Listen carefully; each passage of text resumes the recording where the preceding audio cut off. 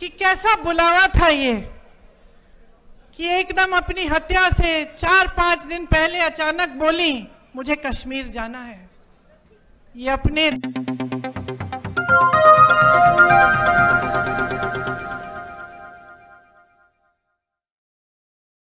आपको शायद मालूम नहीं होगा, मेरी दादी इंदिरा जी की हत्या से 4-5 दिन पहले हम लोग घर पे बैठे थे। मैं 12 साल की थी, राहुल जी 14 साल के थे। अचानक दादी ने कहा बड़ा दिल कर रहा है कश्मीर जाने का।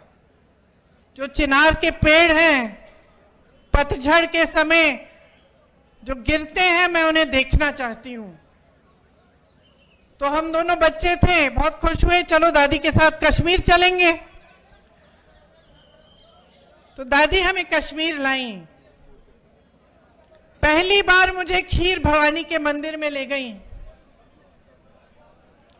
उसके बाद एक बड़े आध्यात्मिक गुरु थे उनके, पंडित लक्ष्मण जी, उनका आश्रम होता था श्रीनगर में, वो वहां गई।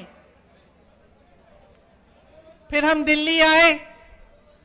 3-4 दिन बाद ही उनकी हत्या हो गई, वो शहीद हो गई।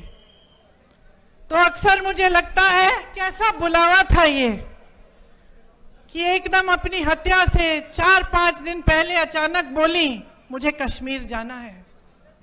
ये अपनी धरती का बुलावा था।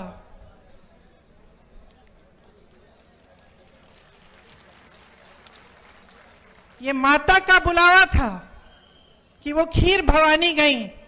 पहली बार अपने दोनों पोती पोती को वहां ले गई।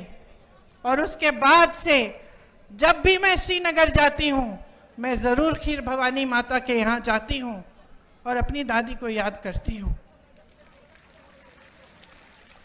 दरअसल ये देश का शिखर है। प्रकृति ने आपको सब कुछ दिया, सुंदरता, संसाधन, बड़े बड़े आध्यात्मिक गुरु जो यहां से चले और सिर्फ अपने देश भर में नहीं लेकिन दूसरे देशों तक गए और धर्म की बात की, अमन चैन की बात की। आपके पास सब कुछ था, एक धार्मिक परंपरा, जैसे मैंने कहा, प्राकृतिक सुंदरता, संसाधन। और शायद ये दुनिया का तरीका है, दुनिया का स्वभाव है कि जब किसी के पास सब कुछ होता है तो जिसकी नीयत ठीक नहीं होती है वो उसे छीनने की कोशिश करता है, उसका इस्तेमाल करता है।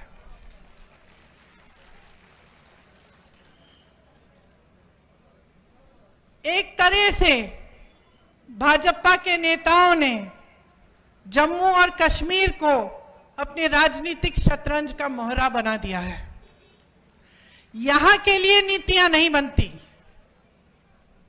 आपके लिए नीतियां नहीं बनती। आपके प्रति जो नीतियां बनती हैं वो देश में जज्बातों को उभारने के लिए, राजनीति करने के लिए बनाई जाती हैं। मैं मोदी जी का भाषण देख रही थी, यहां आ रही थी, मैंने सोचा देखूं मोदी जी क्या कह रहे हैं। शायद कटरा का भाषण था। भाषण को सुनते सुनते मुझे ऐसा लगा कि जनता अपने नेताओं से क्या चाहती है। थोड़ी ईमानदारी, कम से कम थोड़ी तो होनी चाहिए, थोड़ी सी सच्चाई, एक कर्मठता, एक गंभीरता कि जनता की क्या समस्याएं हैं, ये नेता समझ रहे हैं कि नहीं समझ रहे हैं। और मुझे उस मोदी जी के भाषण में लगा कि वो गंभीरता ही नहीं दिखी। वो कहने लगे कि 10 सालों से यहाँ का जो रेलवे स्टेशन है, हमने इस रेलवे स्टेशन को में सुधार हम लाए हैं, इसमें परिवर्तन लाए हैं।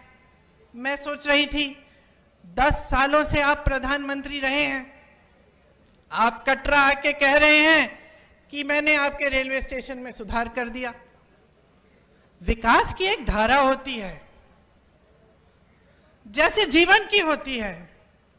एक समय में मेरी बहनें यहाँ बुजुर्ग बैठी हैं, वो रोटरी वाले टेलीफोन होते थे, आपको याद है, यूं घुमा के फोन करना पड़ता था।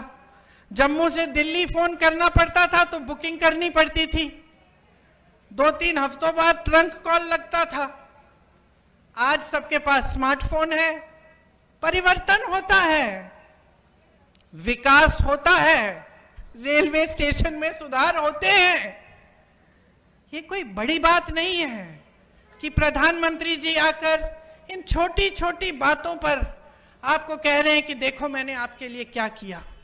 ठोस बात क्यों नहीं कर रहे हैं? मेरे मन में ये बात आई कि जो ठोस बात है, जो जम्मू और कश्मीर की जनता के हृदय की बात है, जो उनकी समस्याएं हैं, उनकी बात क्यों नहीं हो रही है? सच्चाई पर क्यों नहीं उतर रहे हैं हमारे प्रधानमंत्री? कि जब उन्होंने आपसे राज्य का दर्जा छीना तो क्या क्या छिन गया आपसे? वो रेलवे स्टेशन की बात करने से नहीं मिलेगा आपको वापस। वो ये कहने से कि मैंने जम्मू में आईफल टावर जैसा एक ब्रिज बनाया है, वो आपको वापस नहीं मिलेगा। वो आपका हक था और उस हक के जरिए आपको बहुत कुछ मिलता था। अपने जमीन पर हक, रोजगार पर हक, छोटे कारोबारों को मजबूत बनाने का हक, जो सारा आज आपसे छिन गया है। एक एलजी है जो पूरा अपने हिसाब से, अपनी मनमानी से राज कर रहे हैं। एक लूट का राज स्थापित किया है, रिमोट वाला राज स्थापित किया है। आपको अपने हक नहीं मिल रहे हैं इस राज्य में।